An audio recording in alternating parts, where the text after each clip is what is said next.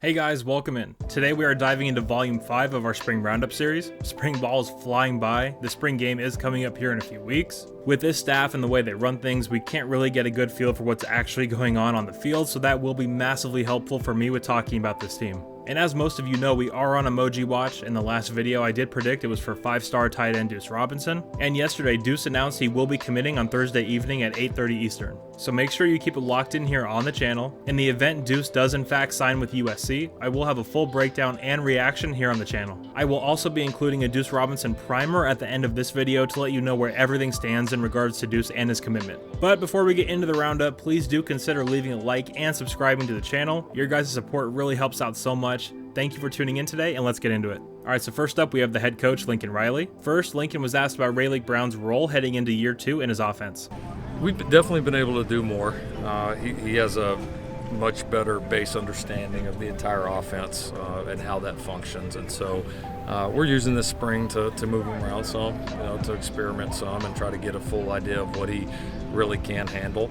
And he's done a nice job of that. It's you got to give a lot of credit to some of these guys that do so much on a Saturday afternoon or on a Sunday afternoon, because like everybody sees the skill set, but they don't realize like mentally what that takes. Like to play multiple positions and play them well is so tough mentally, and that's why there's not many guys can do it, because the physical and mental skills combined, that just doesn't exist very often. And so we've been pushing him mentally.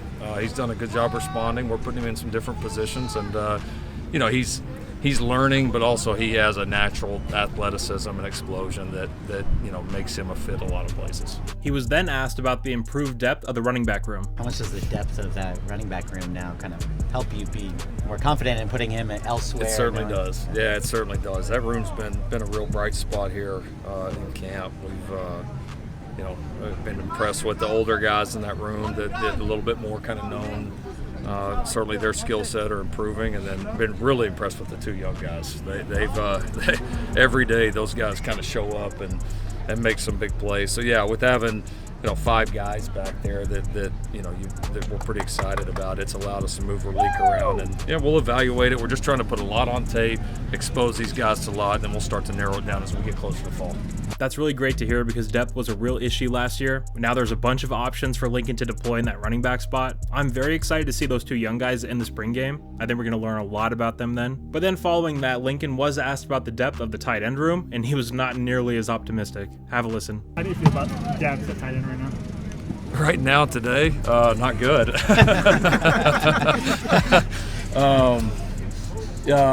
Lake's been awesome. Lake's playing at a high level. He has really improved. He's improved physically. What he did last year for us was impressive, especially considering all the time he had missed. I know we talked a lot about it. So the fact that he's had like some consistent off-season work and physical work under his belt, we've been able to do a little bit more with him, this spring, which was expected. He's been really good.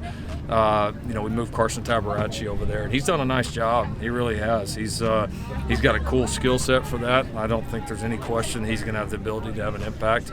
Obviously, not having Jude right now, is tough for us. We'll be excited to get him back in the fall, and then we'll get Kate Eldridge over here as well. So it's going to be good. It's just currently at this moment right now not very good. Yeah.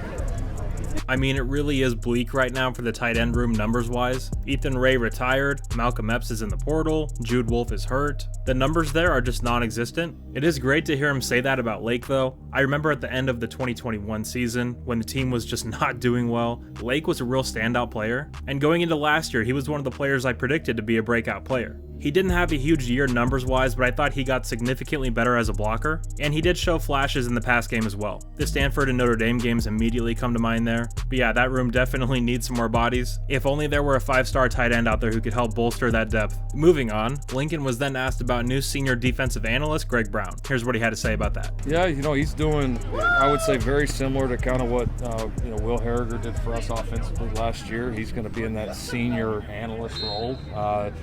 It can be really valuable to have a guy like that that's extremely experienced, that's been responsible for the whole thing. that comes in, can offer some fresh perspective, a fresh set of eyes that's not solely responsible for one position group. You know, he's really an overall advisor for our defensive staff, for myself. He's a great set of eyes. He's somebody our defensive coaches can sit in there and bounce ideas back and forth off of, and he can give them just an open, honest opinion that's not tied to, you know, one position. Because all coaches are biased, just like we all with our kids. Like the linebacker coach is always going to see it through the eyes of a linebacker. You know, the D-line coach, when he makes a suggestion, he's probably not thinking about the corner a whole lot. You know what I mean? He's thinking about his dudes up front. Like it's just how we're all wired. And so to have a guy that's not tied to any of those, that can just really sit there day to day and he can just look at the overall perspective of it, offer up great ideas, it's invaluable. But the hard thing is, like, because we looked at, we vetted several different people on this. It's hard to find somebody that's good enough and experienced enough that has the right demeanor to come in and do this. Because there's also, you got to fit well with the staff. You know, it's also, you got to fit well within our culture and what we're trying to build here too. And Greg really wanted to be here and just blew us away with his experience and his attitude, and he's been a great fit, and I think he's going to help us a ton. All right, so I do think it's a great hire. Do I think one analyst is the difference between the defense sucking and being great? No, but it should help. Greg has a ton of experience at programs all over the country, so I'm excited to see what he brings to the table. All right, next up we have USC quarterback Caleb Williams. While discussing players that have really stood out to him so far in camp, Caleb mentioned Tackett Curtis. Tackett is my boy. Hard worker, and he just goes at it every single chance he gets. I mean, who hasn't spoken glowingly about Tackett Curtis at this point? This guy is going to be an absolute star for this SC defense. Caleb was then asked about his comfortability with the revamped Trojan offensive line. Yeah, I'm comfortable. So comfortable that, you know, coach and I mean, we're doing situations for myself. Like we'll do like a 2-minute situation. That's the whole team situation. Then we'll do situations where he'll say, "There's no running for me," and I just got to stand in the pocket and deliver. One, it's working on my patience and confidence and things like that. But there's also just a confidence within the offensive line and Justin Dedich and myself of knowing you know, certain looks and things like that. Of when the slide protections, when the man protections, when the, you know, change to a run, when to do things like that. So there's a lot of comfort with myself and the O-line. So I know we all comp Caleb to Patrick Mahomes. In my and many people's opinions, when Mahomes really took that next step and became the best quarterback I have ever seen, is when he learned to stay in the pocket and take the easy throw. Because Caleb stopped himself more than opposing defenses did last year. He'd hang onto the ball a few extra seconds too long and something bad would happen. So I love to hear that Lincoln is implementing these no running drills for Caleb, because if Caleb takes that next step and learns to just take the easy throw, he will be on an entirely different level, which for opposing defenses is just a nightmare. Caleb then discussed a play that Texas A&M transfer Anthony Lucas made in practice that really caught his attention.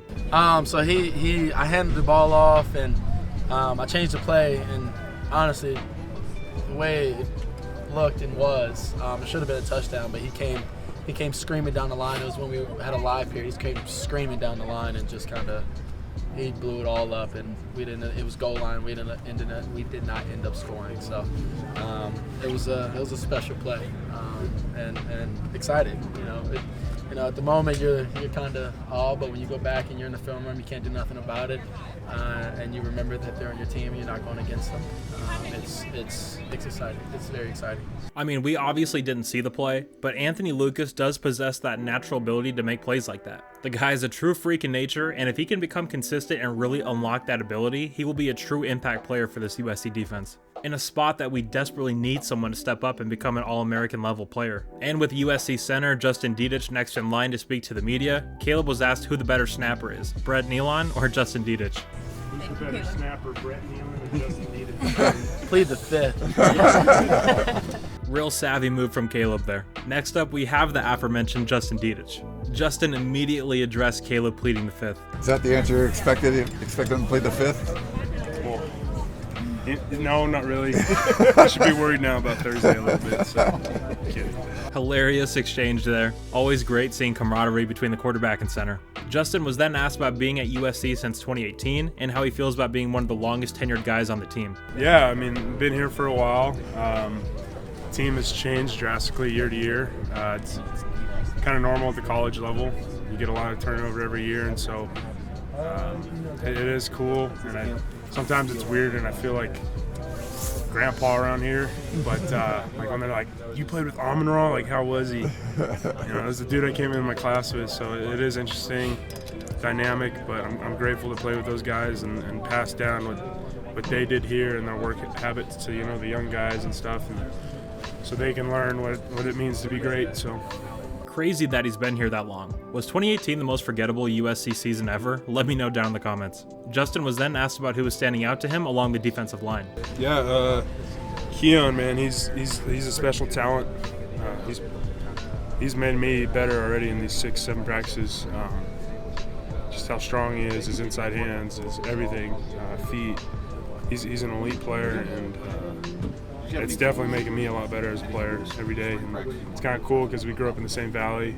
He's from Marietta, I'm from Temecula. So I played him, I think, when he was a young buck, and so it's kind of a cool little transition, Keon was actually one of the players Caleb mentioned as well for players who are standing out to him, so he is really making a name for himself at camp. I mean, I'm not surprised someone from Marietta is balling out. That's just what we do. It's natural, really. But having a guy like Keon really step it up along the interior of the SCD line would be massive. There were no impact players at that spot last year at all.